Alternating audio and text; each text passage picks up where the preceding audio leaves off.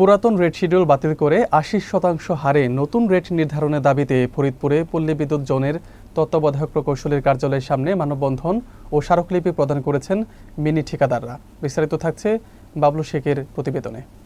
বুধবার দুপুর ১২টায় ৬ জেলা বাগেরহাট, মাদারীপুর, শরীয়তপুর, গোপালগঞ্জ, ফরিদপুর, রাজবাড়ী মিনি ঠিকাদাররা মানববন্ধনে অংশ নেন। পল্লী বিদ্যুতায়ন বোর্ড মিনি ঠিকাদার কল্যাণ সমিতির ফরিদপুর জোন আয়োজিত এই কর্মসূচিতে বক্তারা বলেন, বিদ্যুৎ ব্যবস্থাকে সচল রাখতে দিনরাত কাজ করেও ন্যায্য পারিশ্রমিক পাচ্ছেন না তারা। বর্তমান রেট শিডিউল অনুযায়ী কাজ করা আর সম্ভব নয় বলেও অভিযোগ করেন তারা।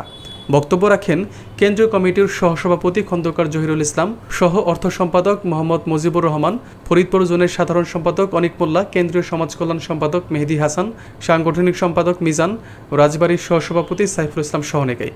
মানববন্ধন শেষে উপপরিচালক মাসুদ রানা স্মারকলিপি গ্রহণ করেন।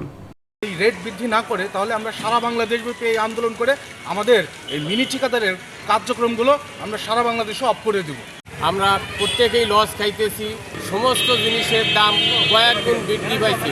আমাদের যে লেবার রেট এটা এই 17 সালের রেটই আছে, কিন্তু এই রেটে আমাদের কাজ করা আর সম্ভব হচ্ছে না। আমাদের দাবি চেয়ারম্যান মহোদয়ের কাছে যাতে আমাদের এই দাবিটি পৌঁছে দেন।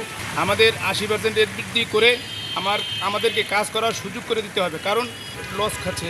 আমরা যাতে এই লস থেকে পরিত্রাণ পাইতে পারি তার জন্য আমাদের এই রেট বৃদ্ধি করতে হবে।